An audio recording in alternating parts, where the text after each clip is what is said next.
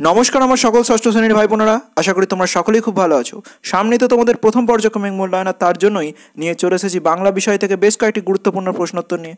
বন্ধুরা, হাতে গোনা বেশ কয়েকটি প্রশ্ন যার প্র্যাকটিস করলেই তোমাদের রেজাল্ট আসবে নজর করা সাফল্য।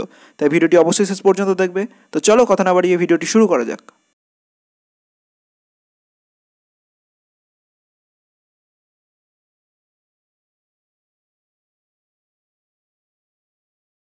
প্রথমে আসি, দেখো একটি বাক্যে উত্তর দাও। প্রতিটি প্রশ্নের মান 1। খোলের মধ্যে কি বোঝাই করা আছে? সঠিক উত্তর শুকনো খড়ের আঁটি। পরের প্রশ্ন, আঁচল পেতে শূন্যস্থান ঘুমোচ্ছে এইখানে। সঠিক উত্তর বিশ্বভুবন। এবার আসছি পরবর্তী প্রশ্ন, দেখো কোন গাছকে পথিক জনের ছাতা বলা হয়েছে?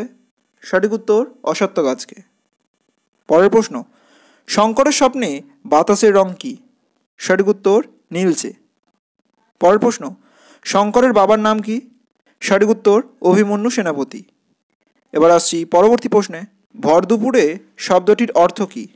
সঠিক উত্তর মধ্যাহ্ন বা দুপুরবেলা। পরের প্রশ্ন, আকন্দবাড়ি স্কুলে ছেলেমেয়েরা প্রধানত কোথা থেকে পড়তে আসে? সঠিক উত্তর ভেটুরিয়া, সাঁইবাড়ি, ঘোলপুকুর এবং আকন্দবাড়ি থেকে। এবার আসছি পরবর্তী প্রশ্ন, দেখো বিভীষণ মাস্টারের মতে সবচেয়ে বড় বই কোনটি? সঠিক উত্তর খোলামেলা পৃথিবী। পরের প্রশ্ন, এমু পাখির বাসস্থান কোথায়? সঠিক উত্তর আন্দিজ পর্বতমালা। পরের প্রশ্ন, পাইন গাছ কী পোশাক পরে রয়েছে? সঠিক উত্তর বরফের রূপালী কাপড়। এবার আসছি পরবর্তী প্রশ্নে, পাইন দাঁড়িয়ে আকাশে নয়ন তুলি কবিতাটির বাংলা অনুবাদক কে? সঠিক উত্তর সৌমেন্দ্রনাথ ঠাকুর। পরের প্রশ্ন, পাম গাছ কোথায় দাঁড়িয়ে রয়েছে? সঠিক উত্তর তপ্ত মরুতটে। এবার আসছি পরবর্তী প্রশ্নে, মাহুতের ভাষায় মাইল কথার অর্থ কী? সঠিক উত্তর সাবধান।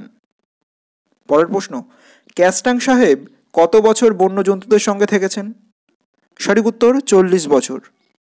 পরের প্রশ্ন, কাদের মানুষের জাত ভাই বলা হয়েছে?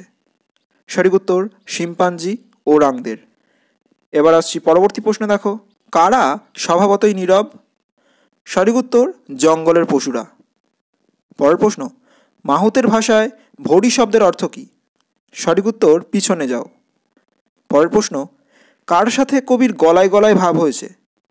সঠিক উত্তর ঘাসফড়িংয়ের সাথে। এবার আসছি পরবর্তী প্রশ্ন, দেখো কুমোরে পোকার প্রধান শিকার কি? সঠিক উত্তর ভ্রমণকারী মাকড়সা।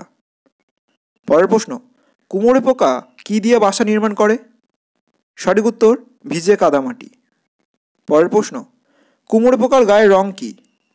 সঠিক উত্তর কালো। এবার আসছি পরবর্তী প্রশ্ন, দেখো শঙ্কর কিসের স্বপ্ন দেখে? সঠিক উত্তর পাখির মতো উড়ে যাওয়ার স্বপ্ন দেখে। পরের প্রশ্ন, রাখাল গাছতলায় শুয়ে কি দেখছে? সঠিক উত্তর মেঘগুলো যে আকাশকে ছুঁয়ে যাচ্ছে সেই ঘটনাই রাখাল গাছতলায় শুয়ে দেখছে। পরের প্রশ্ন, মন ভালো করা কবিতাটি কার লেখা? সঠিক উত্তর শক্তি চট্টোপাধ্যায়। এবার আসছি পরবর্তী প্রশ্নে, একেও ভাষা বলতে হবে, কাকে ভাষা বলতে হবে? সঠিক উত্তর কুকুরের লেজ নাড়া, কান নাড়া এমন অঙ্গভঙ্গিকেই কথক ভাষা বলার পক্ষপাতী।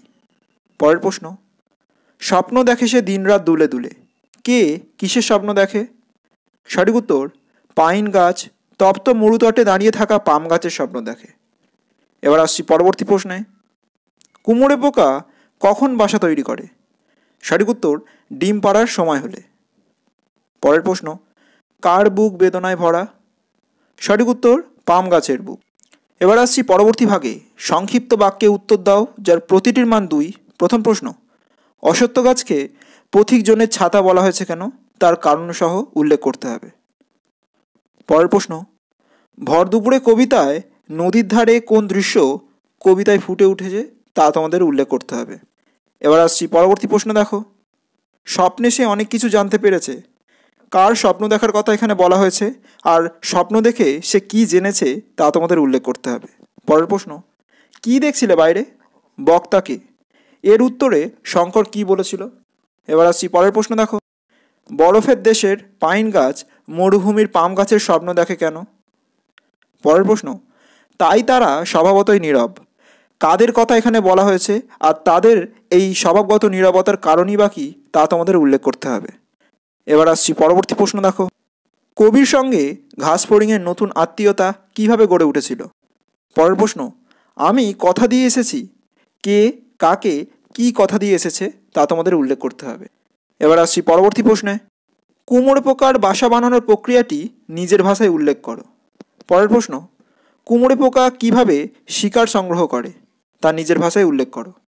এবার আসছি পরবর্তী প্রশ্ন। দেখো, মন ভালো করা রোদ্দুরকে কবি কিসের সঙ্গে তুলনা করেছেন? পরের প্রশ্ন, মাছরাঙা পাখিটির গায়ের রং কী এবং তা কবির চোখে কিভাবে ধরা পড়েছে তা তোমাদের উল্লেখ করতে হবে। এবার আসছি পরবর্তী প্রশ্ন। দেখো, বিভীষণ মাস্টারমশাই পাখি দেখার জন্য কি কি সতর্কতা অবলম্বন করতে বলেছেন তা তোমাদের উল্লেখ করতে হবে। পরের প্রশ্ন, বন্য জন্তুদের সঙ্গে থেকেছেন, কে থেকেছেন আর তার কোন কোন বন্য জন্তুদের সঙ্গে বন্ধুত্ব হয়েছিল তা তোমাদের লিখতে হবে এখানে। এবার আসছি পরবর্তী প্রশ্নে।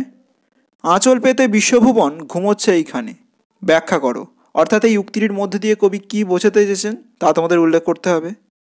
পরের প্রশ্ন, শঙ্করের বুকটা গর্বে ফুলে উঠল, শঙ্কর কে আর তার গর্বিত হওয়ার কারণই বা কী ছিল তা তোমাদের লিখতে হবে। এবার আসছি পরবর্তী অংশে তোমাদের সহায়ক পাঠ হজবরলা থেকে। প্রথম প্রশ্ন, বিড়ালের মতে তিব্বতে যাওয়ার সিধে পথটি কী? পরের প্রশ্ন, বুড়ো যা মাপে সবই 26 ইঞ্চি হয়ে যায় কেন? এবার আসছি পরবর্তী প্রশ্নে। চশমা কেমনভাবে তৈরি হয়েছিল? পরের প্রশ্ন, রুমালটি কোথায় এবং কিসে পরিণত হয়েছিল? পরের প্রশ্ন, বুড়োর চেহারার বিবরণ দাও। অর্থাৎ হজবরল গল্পে যে চরিত্র রয়েছে বুড়ো, তার চেহারার তোমাদের এখানে বিবরণ লিখতে হবে। পরের প্রশ্ন, কই হিসাবটা হলো, বক্তা কে আর কাকে সে কথা জিজ্ঞাসা করেছে।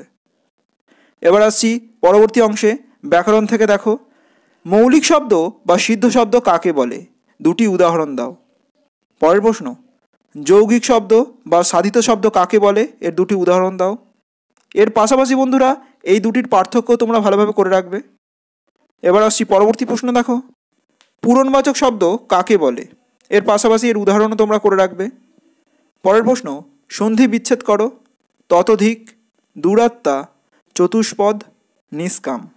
বন্ধুরা আমরা এই 4টি মাত্র তোমাদের সামনে তুলে ধরেছি, তবে তোমরা এর বাইরেও বিভিন্ন সন্ধি বিচ্ছেদগুলি করে রাখবে ভালো করে। পরের প্রশ্ন, বিসর্গ সন্ধি কাকে বলে।